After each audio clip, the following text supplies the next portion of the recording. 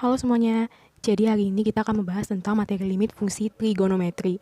Nah, sebelumnya pasti di kelas 10 maupun kelas 11 pernah memahami dan mengenal apa yang namanya limit ataupun trigonometri. Nah, jadi di kelas 12 ini kita akan membahas materi lebih dalam lagi dari materi sebelumnya, yakni adalah limit fungsi trigonometri. Sebelumnya, apa sih pengertian dari limit fungsi trigonometri itu? Limit fungsi trigonometri itu adalah nilai terdekat pada suatu sudut dalam fungsi trigonometri. Perhitungannya juga berbeda. Perhitungan limit fungsi trigonometri sendiri dapat dilakukan dengan metode substitusi, yaitu dengan memasukkan nilai atau dengan mengubah fungsi trigonometrinya terlebih dahulu dengan identitas trigonometri untuk limit tertentu dan yang bernilai 0. Atau juga dapat menggunakan teorema limit trigonometri dengan metode kali sekawan, numerik, pemfaktoran ataupun turunan.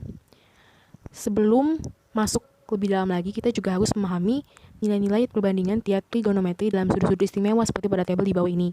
Penting buat kita untuk menghafal tiap nilai dari sin, cos, tangan, kosekan, sekant, dan kotangan dari tiap sudut dalam tiap 4 kuadran tersebut. Karena akan mempermudah kita dalam mengerjakan tiap soal nanti. Selain itu pula, kita juga harus paham tentang penjumlahan dan pengurangan sinus, kosinus, dan tangan. Juga sudut rangkap dan rumus lengkap dari identitas trigonometri.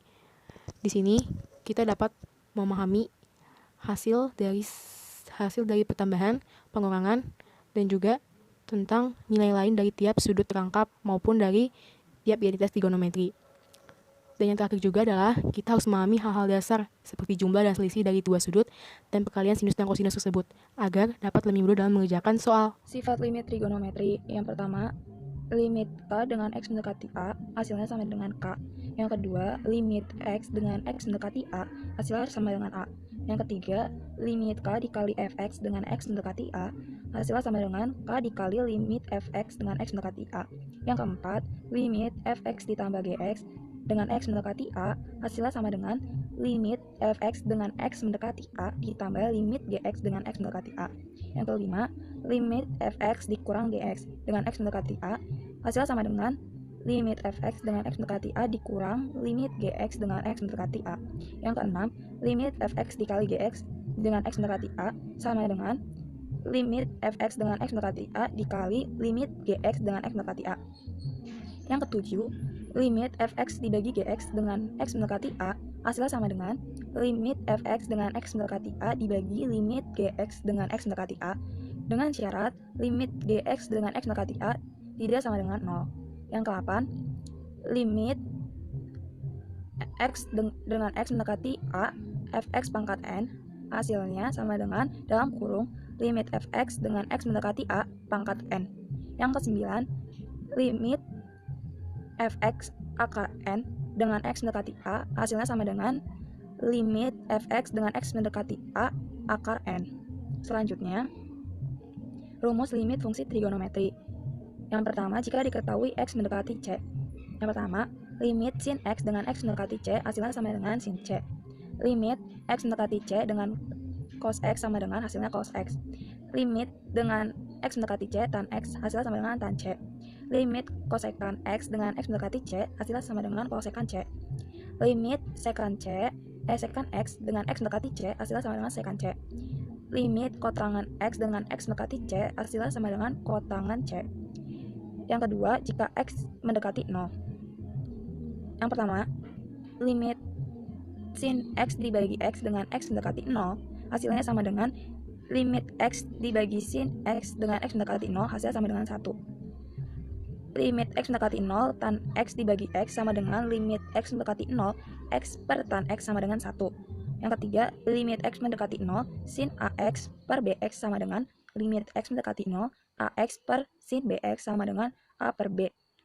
Limit X mendekati 0 tan AX per BX sama dengan limit X mendekati 0 AX per tan BX sama dengan A per B. Limit X mendekati 0 sin AX per sin BX sama dengan limit X mendekati 0 tan AX per tan BX sama dengan A per B. Limit X mendekati 0 sin AX per tan BX sama dengan limit X mendekati 0 tan AX per sin BX sama dengan A per B. Jadi di sini ada soal limit X mendekati 3, X pangkat 2, min 9 per sin X min 3. Nah, jadi kalau kita faktorkan nih 3-nya ke dalam X, maka hasilnya akan 0 per 0. Jadi tidak bisa, atau kita harus mencari cara lain untuk menyelesaikan soal ini. Jadi kita cara yang pertama di sini kan ada X min 3 ya. Ya harusnya kan X pangkat 2 min 9. Jadi kita faktorin dulu biar ada yang sama nih sama yang bawah. Jadi kalau yang di atas difaktorin hasilnya maka akan X min, sini plus, sini 3, di sini ada nih yang sama jadinya. Langsung setelah itu kita pasangkan nih, yang ini X pangkat 3 dipasangin sama ini, yang ini bisa dipasangin sama 1 atau enggak juga nggak apa-apa. Jadi langsung aja di sini kita tulis X min 3 per sin X min 3 dikalikan dengan limit X mendekati 3 X plus 3. Jadi di sini kan X min 3 di bawah X min 3, jadi anggap aja ini tuh X, jadi dia kalau di sini enggak ada, jadi kita ambil satu. Jadi yang ini X plus 3 ini, yang limit X mendekati 3 X plus 3 ini cara pengerjaannya sama kayak limit rumus aljabar biasa. Jadi langsung aja kita turunin, jadinya 3 plus 3, maka hasilnya adalah 6. Limit X mendekati min 3, X kuadrat plus 6X plus 9, X min 3 dibagi 1 min cos X plus 3. Oke, yang ini bisa kita pecahin.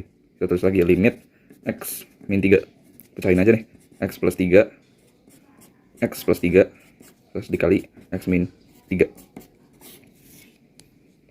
Terus ini kita pecahin dari rumus cos, jadinya 1 min 1, 2 sin kuadrat X plus 3 per 2.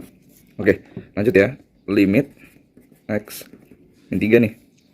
Nah, tulis lagi. X min 3. Dicoret, gara-gara kan 1 dikurang 1, terus min 1, min dikurang, min dikali min, jadi 2. 2 sin kuadrat X plus 3. Kita pecahin lagi ininya. Jadinya limit X mendekati min 3 itu X plus 3, X plus 3, X min 3, 2 sin X plus 3 per 2, terus ini sin X plus 3 per 2. Sama nih kan? Ada yang sama, coret aja. Coret. Nah, ini juga coret nih. Coret. Nah, duanya bisa dikali ke atas nggak? Sabi banget kan? Ya udah kita kali ke atas. Ini kita tulis lagi limit X min 3. Jadi ya 2 X min 3. Jadi tadi kan X-nya min 3 ya. Masukin aja 2 min 3 min 3. Min 3 dikurang min 3. Min 3 dikurang 3. Jadi ya kan min 6 cuy. Nah, berarti min 12. Limit X mendekati 1/8 pi sin kuadrat 2X dikurangi cos kuadrat 2X dibagi sin 2X min cos 2X. Sin kuadrat 2X min cos kuadrat 2X merupakan bentuk dari A kuadrat min B kuadrat. Langkah pertama, kita harus mengubah ini menjadi A min B dikali A plus B. Di sini kita misalkan A sama dengan sin 2X dan B sama dengan cos 2X, yaitu limit X mendekati 1/8 pi A sin 2X dikurangi B itu cos 2X, tutup kurung, dikali A itu sin 2X ditambah B itu cos 2X dibagi sin 2X min cos 2X. Karena ini sama jadi bisa dicoret ya. Sisanya yaitu limit X mendekati 1/8 pi sin 2X ditambah cos 2X. Langsung saja kita masukkan X-nya yaitu 1/8 pi. Jadi sin 2 dikali 1/8 pi ditambah cos 2, X-nya yaitu 1/8 pi. Jadi ini 2 sama 8 bisa dicoret, sisa 4. Pi itu sama dengan 180. Jadi 180 dibagi 4 itu sin 45 ditambah cos, ini sama ya, jadi sama juga 45. Sin 45 merupakan setengah akar 2 ditambah cos 45 itu setengah akar 2. 2 akar 2 per 2 dicoret, jadi sisanya akar 2.